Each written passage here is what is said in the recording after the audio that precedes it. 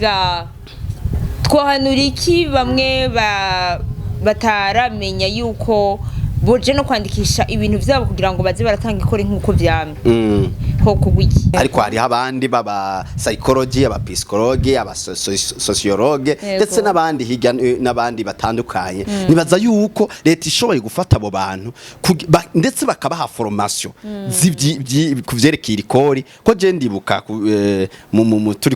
turi kwiga kwishuri kuri university baratwigishije kuvyerekeye ikori igituma tworitanga si antikristo oya no tugira uwo mutima nyene wo gufasha mu iterambere dushire hamwe inguvu kuko reka ndakubwira.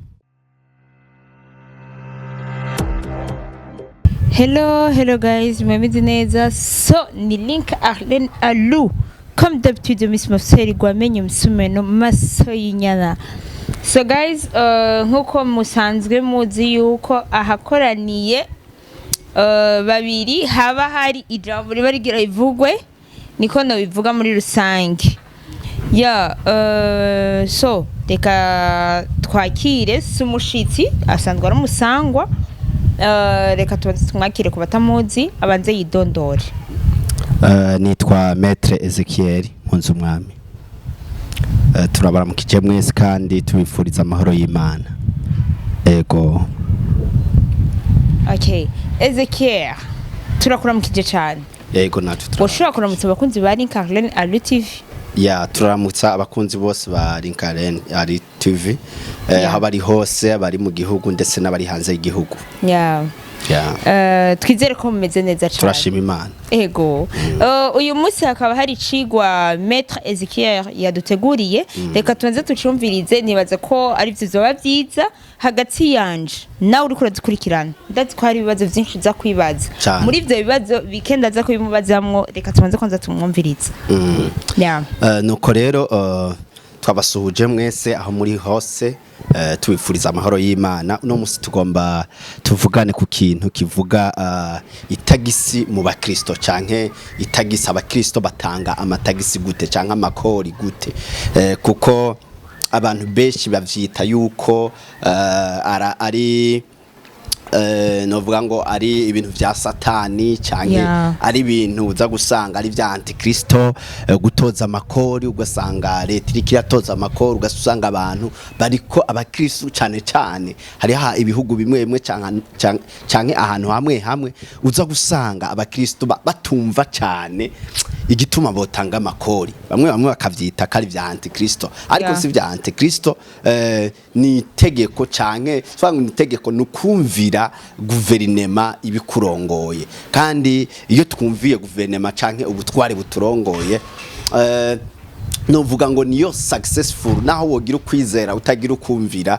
nta hantu na hamwe vyo gushikira woshika mu buzima bwawe nico gituma amakori bisigurike canke amatagisi bisiguriki amakori n'amafaranga yegiranwa na leta kugira ngo afashe mu ma service ari public ya leta cyane uza gusanga amakora ariko aradufasha muri mu bitaro mu kubaka ibitaro ariko arafasha leta mu kubaka ibitaro mu guhemba abakozi bakorera leta abaganga abasirikare bakubaka ibikorwa bitandukanye mu gihugu hirya no hino.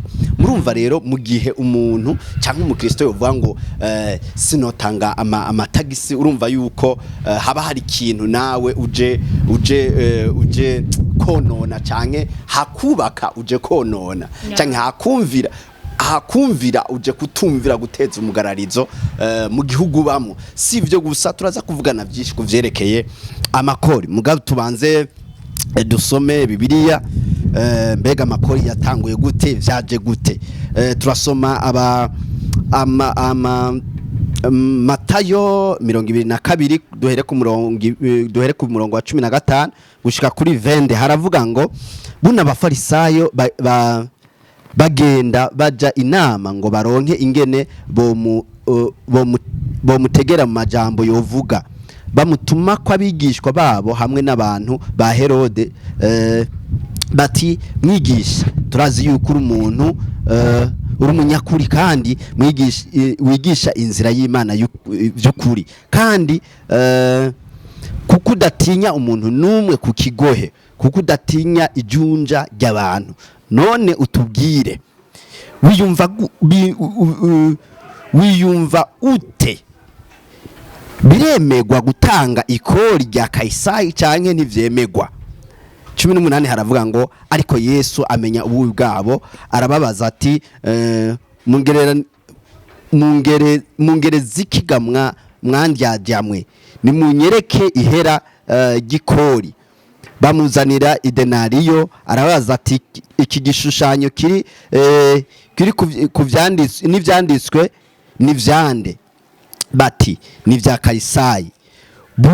Buno arababwira ati nuko rero ivya Kayisari mu bihe Kayisari, ivy'Imana mu bihe Imana. Sinzi ko mwumva iryo jambo ingene ryanditse.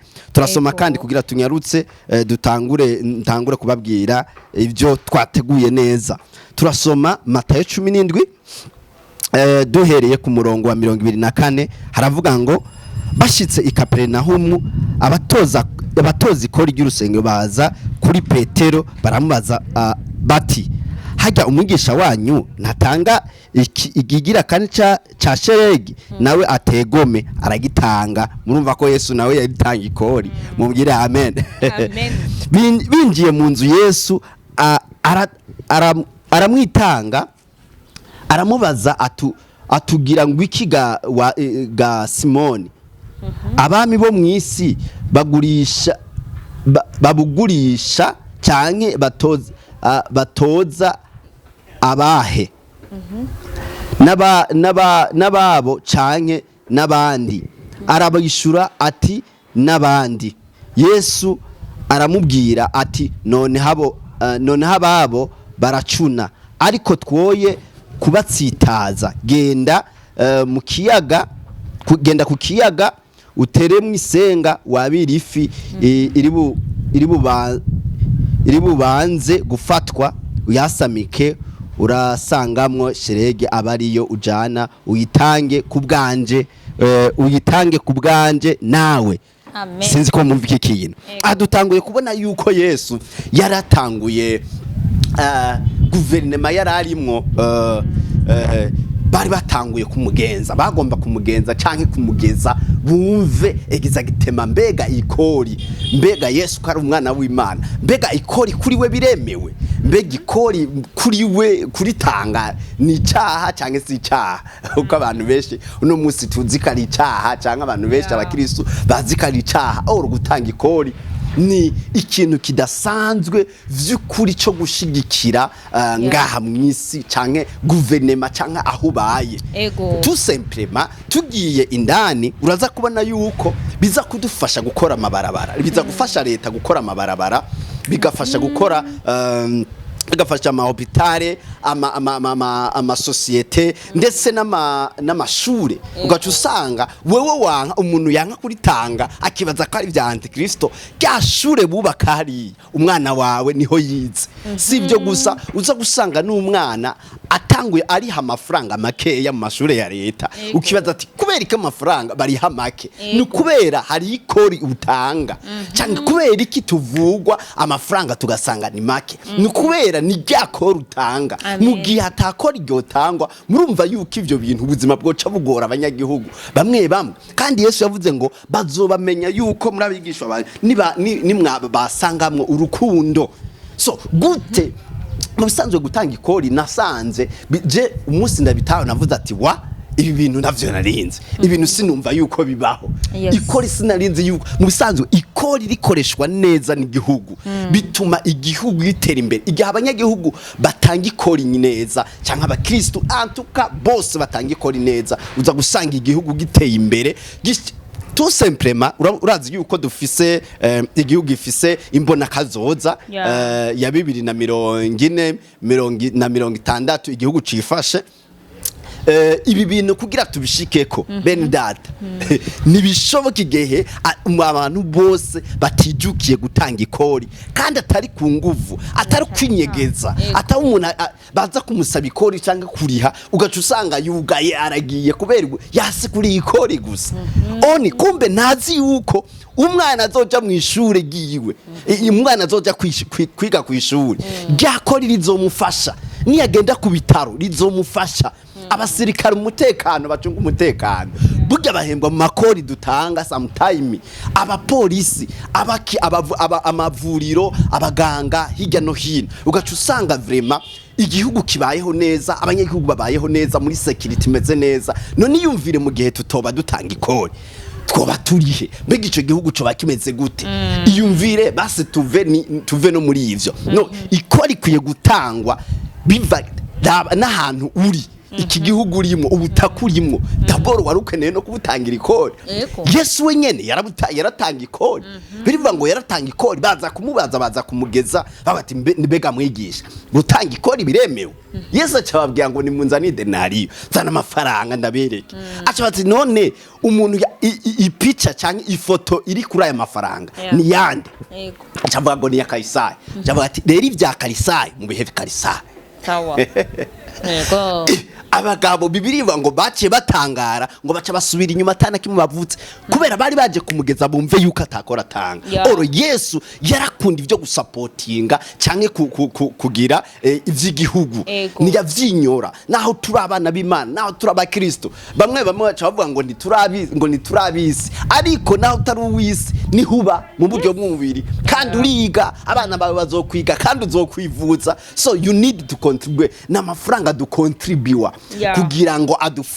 afashe na wa mukene wa hariya adashoboye atishoboye kuko abantu bose ndufise cyo kimwe mbwa amakori aza kudufasha kuja ameme kudufasha kuja hamwe sinzi ko wanyumvise ego sinzi hari umuntu ashobora kuba afise ikibazo nawe urashoboye kuba sinzi ko hari ikibazo wowe ufise kugira ngo dushobore no kucishura kaze cyane merci beaucoup maître Ezekiel ego ikibazo cyambere fise kuvyo bintu uhejeje kwigisha mbega yuko tuzi yuko hari abantu bamwe bivanye n'ivyo bakora hariho abantu bamwe ngaha mu gisagara ca Bujumbura canke mu gihugu cyose ca Bujumbura badatanga ikori nkuko bitegekanijwe canke nkuko bisabwa abo nabo twobahanura iki canke bokogwiki kugira batanga nibaza yuko ari ikintu nyamukuru nibaza kugira umuntu areke gutanga ikori daboro je nibaza yuko ari kutabitahura kuko iki kintu maze kugitahura umenye yuko bizoshika no mu nzu yawe bigafasha mu nzu yawe nukuri nta kuntu nakumureka kuritanga icya kabiri ibigaba vyama iya hari gusunguma umuntu ari kigaba mga sometime nibaza yuko leta itomuhebera no kameme kuko abari karajya aragiye inguva abandi sinzi ko mva iki kintu musazi uwo muntu nta rukunda bafise ku bandi none gute atotanga ikori sinibaza yuko ivyo bintu barabitahura neza kweri kuko umuntu yabitahuye neza je naho urambona kera ruguru gacu usanga umuntu agiye kugurisha igitoki kugira ntibamutoze ikori agiye ari inyegeza hiyo akinyegeza kugira aze kukigurisha ntihagire umuntu amubona ntatanga ikori ariko nibaza yuko twotera intege umuntu wese gutanga ikori kugira ngo igihugu canvase gitera imbere mu bikorwa vy'igihugu canke gutera imbere mu buryo bucanke ubundi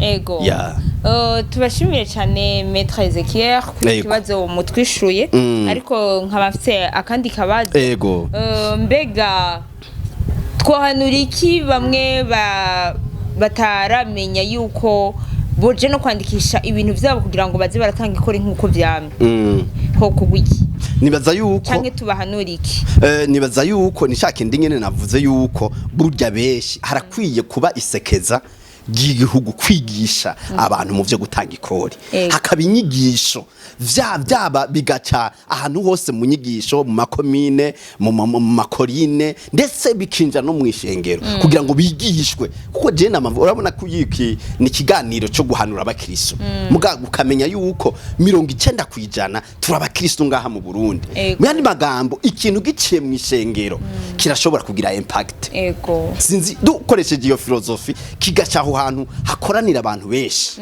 kirashobora kugira impact. Ego. Kirashobora kugira impact. Rero twari ko tuvuga ati nibaza yuko ni kwa kutamenya burya abantu bicwa no kutamenya gusa. Ego.